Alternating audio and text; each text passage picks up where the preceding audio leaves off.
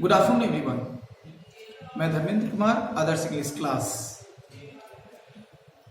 My dear students, इससे पिछला video में मैंने आप लोगों को बिल्कुल बेसिक से बताया था। जैसा कि आपने देखा कि मैंने बिल्कुल ABCD यानी बिल्कुल इंग्लिश की शुरुआत से मैंने बताया, क्योंकि बहुत सारे स्टूडेंट्स का कमेंट बॉक्स में मैसेज आया था कि सर हम लोग को बिल्कुल इंग्लिश नहीं आती है, जीरो से बताएं।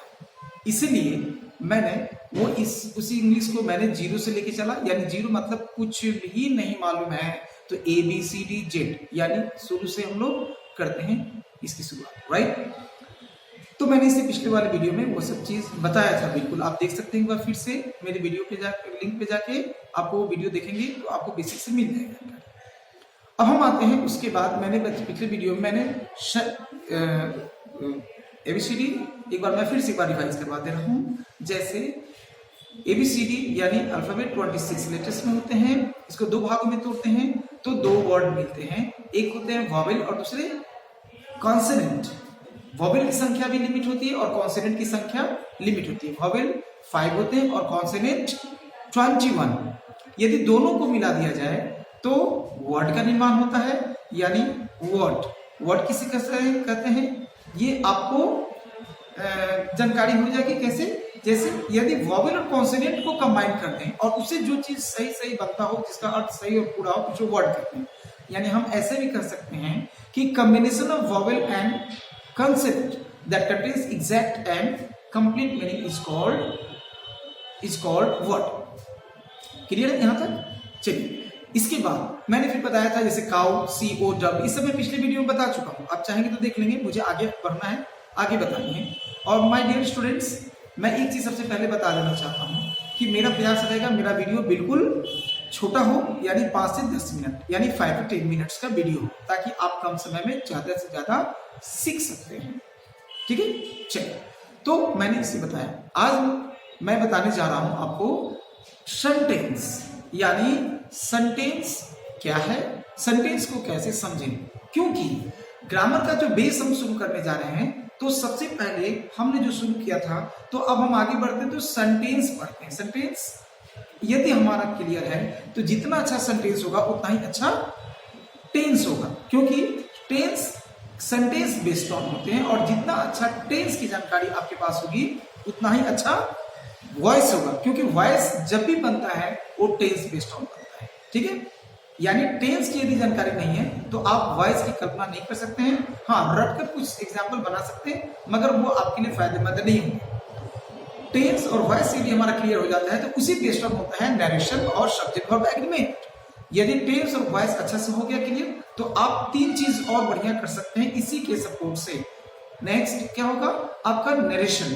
टेंस और वॉइस बेस्ड ऑन ही होता है नरेशन। यदि टेंस और वॉइस जितना अच्छा मजबूत होगा उतना ही अच्छा और आसानी होगी नरेशन को समझने में और बनाने में। इसके बाद नरेशन और सब्जेक्ट वर्ब एग्रीमेंट यदि आपको आते हैं तो उसी बेस्ड ऑन होता है क्वेश्चन टैग, जो कि बहुत ही छोटा चैप्टर है और बहुत आसान है, मगर जानना जरूरी है। चलिए, तो अब हम आते हैं स्टेप बाय स्टेप। अब मैं बताने जा रहा हूं सेंटेंस के बारे में। क्या चीज के बारे में? सेंटेंस के बारे में।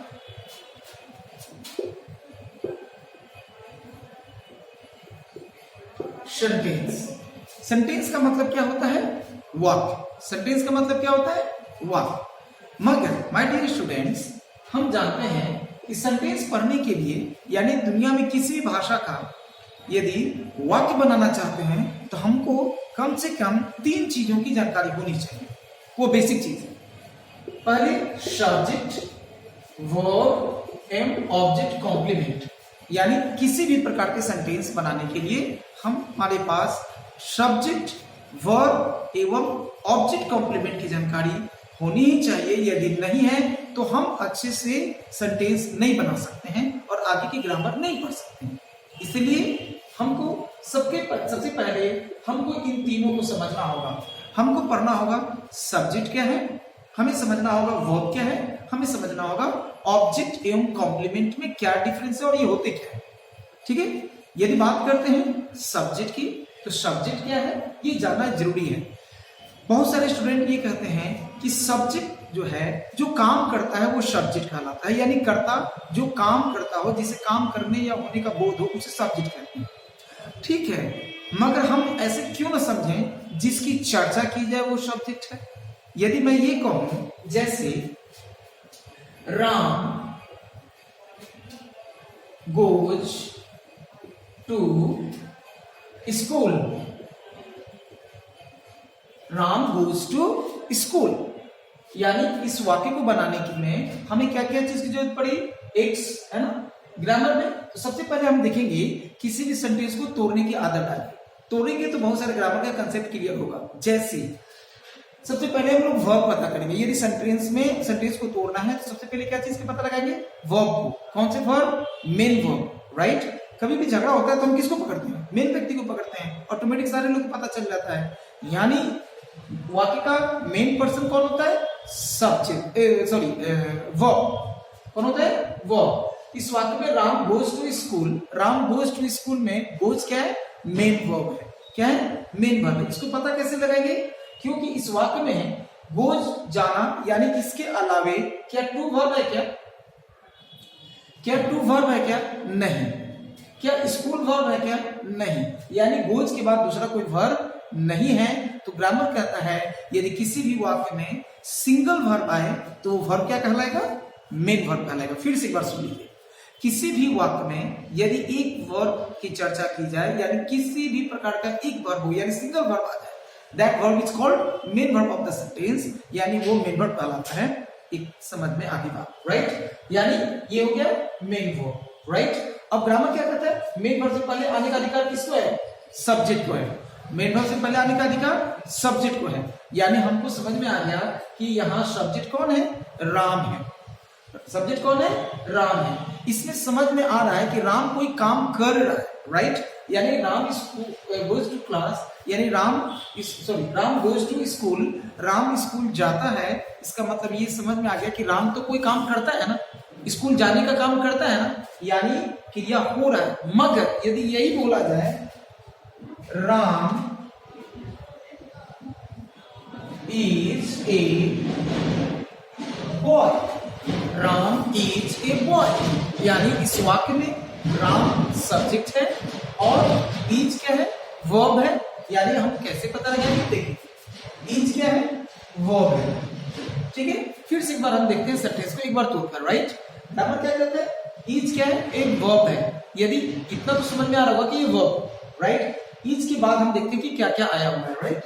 यानी इज के बाद क्या है, ए क्या है, आर्टिकल है। ए क्या है, आर्टिकल है। और आर्टिकल किसके लिए, पहले किसके लिए आता है, तो नाउन के लिए। Article, remember article always comes for the noun, it means definitely इस वाक्य में नाउन होनी चाहिए। यानी हमें देखने को मिला यहाँ बॉय एक नाउन है, यानी इस इज के बाद दूसरा कोई वर्ब नहीं है। तो जैसा कि मैंने अभी कुछ देर पहले बोला कि यदि किसी वाक्य में सिंगल वर्ब की चर्चा की जाए तो वर्ब क्या होगा, मेन वर्ब होगा। क्या होगा, मेन वर्ब होगा। समझ में आ रहा है ना, यानी मेन वर्ब होगा, क्लियर। तो ग्रामर क्या कहता है, मेन वर्ब से पहले आने का अधिकार सब्जेक्ट को है। यानी कि हम देख लिए कि फिर इसमें राम सब्जेक्ट है, मगर राम इज अ बॉय में क्या इज कोई काम कर रहा है, क्या राम कोई काम कर रहा है, क्या नहीं। इससे ना किसी क्रिया के विरोध हो रहा है और ना राम कोई काम कर रहा है, राइट। राम लड़का बनने का काम नहीं कर रहा है, बल्कि इसका इंट्रोडक्शन क्या है, राम एक लड़का है, यानी ये एक सब्जेक्ट है। इसकी स्टेट क्या है, अवस्था क्या है, राइट। राम एक कॉमन सिंपल एक लड़का है, यानी कोई इसमें एक्शन शो नहीं कर रहा है, फिर भी ये वो सब्जेक्ट है, फिर भी ये सब्जेक्ट है, राइट। तो हमें देखने को मिला कि सब्जेक्ट किसे कहते हैं, जिसकी चर्चा की जाए। यदि मैं ये बोलूं कि Patna is the capital of Bihar, क्या पटना इसमें कोई काम कर रहा है, क्या नहीं। फिर भी सब्जेक्ट कौन है इस वाक्य का, पटना। सब्जेक्ट कौन है, पटना। हमें ये देखने को मिला कि जो चर्चा की जा रही है, चाहे वो काम करे या ना करे। मान ली मैं ये बोलूं two dogs are barking, two dogs are barking, यानी कुत्ते भौंक रहे हैं, दो कुत्ते भौंक रहे हैं, यानी कुत्ते के भौंकने की क्रिया हो रही है। ये तो समझ में आ रहा है कि कुत्ते काम कर रहे हैं भौंकने का, राइट। मगर मैं ये कहूं कि India is a beautiful country, इसमें इंडिया कोई काम कर रहा है, क्या नहीं ना, कोई नहीं काम कर रहा है। यानी इंडिया की चर्चा हो रही है, इस वाक्य में इंडिया सब्जेक्ट है। समझ में आ गया, क्लियर। पॉइंट नेक्स्ट, सब्जेक्ट को पर्सन के आधार पे तीन भाग में बांटा गया है। जैसा कि मैं अभी बोला हूँ वीडियो मुझे बहुत शॉर्ट देना है, तो मुझे जल्दी थोड़ा बोलना पड़ रहा है, तो आप इसको समझने का प्रयास करिए। एक बार में ना समझे तो वीडियो को बार बार रिप्ले करके देखें और सब्सक्राइब जरूर कर दें। कमेंट बॉक्स में अपना मैसेज जरूर लिख के डालें ताकि मुझे और आइडिया मिले कि मैं आपके लिए क्या बेहतर कर सकता हूँ।